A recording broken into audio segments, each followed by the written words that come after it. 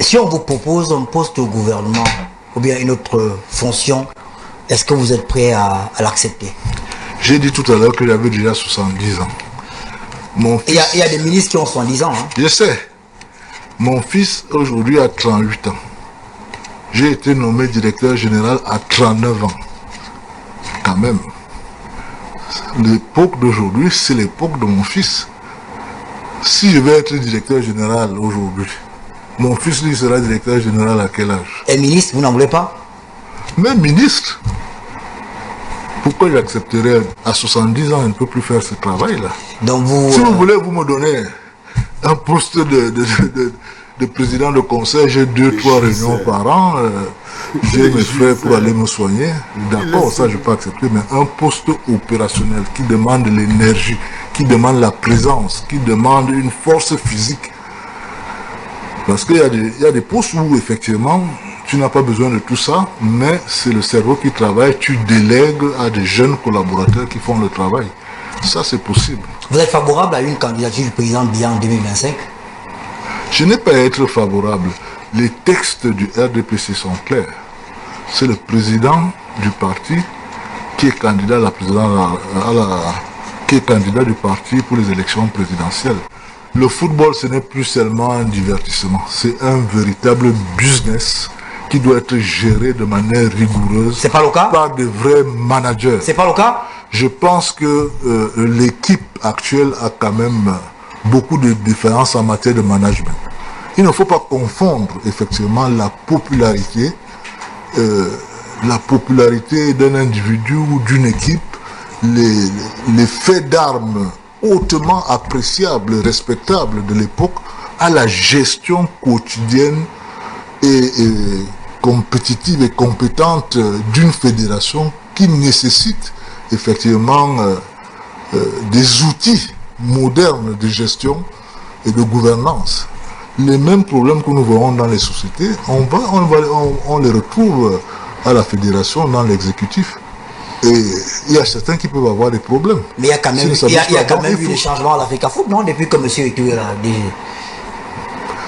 Je crois que M. Eto'o Samuel, c'est quelqu'un en qui nous avons tous cru. Nous tous, je crois que la plupart des Camerounais, et je crois qu'il a toujours le potentiel de pouvoir, avec son carnet d'adresse, de changer les choses. Mais je n'ai pas l'impression que nous prenons véritablement la route du véritable changement pour le développement du football camerounais. Évidemment, beaucoup de gens vont certainement tirer sur moi, parce qu'il y a beaucoup de fanatisme. Mais là, nous ne sommes plus dans le domaine du fanatisme. Nous sommes dans la science de la gestion, du management, des structures, des organisations. Ce n'est pas au hasard. Ce n'est pas du hasard. Il faut des gens formés pour cela. Il faut des juristes, il faut des techniciens, il faut des entraîneurs, il faut des infrastructures. Bonjour les enfants. Ça, c'est un des plus gros jouisseurs. Depuis que la terre est la terre, depuis l'invention de l'écriture jusqu'à nos jours. Il s'appelle Jean-Baptiste Nguiniefa. S'il y a un mot là qui a spolié les caisses de l'État au Cameroun, le répé que tu vois. Quand tu entrais dans un bar, les hier là, asseyez-vous. Quand tu entendais Président Nguiniefa, Président Nguiniefa, quand le DJ chantait Président Nguiniefa, quand le grand frère entrait dans la boîte de nuit, mais l'agent de la SCDP, ça finissait.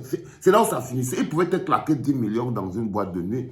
Patron de tous les jouisseurs, tous les chanteurs le connaissent. C'est pour ça que vous voyez que tous les chanteurs camerounais, la plupart sont des chindas, des jouisseurs. Parce qu'ils ne peuvent pas faire autrement. Ce sont ces jouisseurs qui les ont maintenus en vie pendant tout ce temps. Donc, pour ceux qui ne savent pas qui c'était, je vous présente donc les hier. Ceux qui viennent de naître partagent ma chose.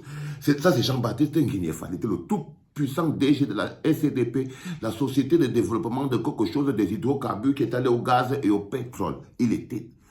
Je ne veux pas dire qu'il était riche, mais il a vidé. Finalement, il s'est un peu fâché avec Pomba. Pour une raison qu'on ne connaît pas. On ne sait jamais pourquoi Pomba est fâché. Mais c'est jamais parce que tu as volé. Non, voler est légal dans le système de Pomba.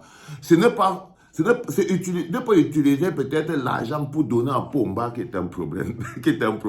Donc Pomba l'a mis en prison. Pomba l'a mis en prison parce que Pomba le soupçonnait d'être avec un certain groupe de gars qui venaient le mouf dans le G11. Pomba l'a mis en prison. Pang! Le gars fait plus de 10 ans là-bas dans la prison. Et il est comme tout, il est exactement comme l'autre bonhomme qui était l'ancien ministre de la Santé. Lui aussi a fait plus de 20 ans en prison, Titus Edjoa.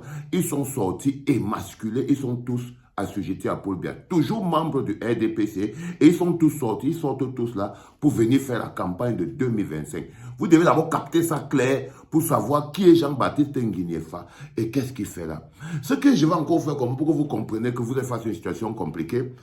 Bon, je ne vais pas m'attarder sur Ernest Obama. Hein. Vraiment, vous voyez très bien que quand le retournement de veste est là, celui qui disait hier que Samuel Eto'o, c'est l'enfant de Dieu, celui qui est contre Eto'o est contre Dieu, il est incapable de dire ça à Jean-Baptiste Nguyefa là. En ce moment, ça veut dire que lui-même, il a déjà tourné le dos, il a fui, il est reparti s'asseoir derrière sa chaise de B-News, il a vite quitté les problèmes, ou alors Samuel Eto'o l'a chassé. D'une manière ou d'une autre, il est retourné faire le Congo-Ça et chercher sa place chez les politiques dans son émission de B-News.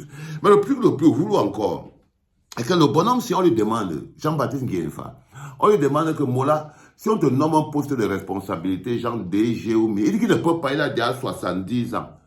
Et qu'il ne peut pas, si lui il est maintenant DG à l'heure, si son enfant sera DG quand. Si lui est ministre maintenant, c'est l'époque de ses enfants, c'est l'époque de ceci.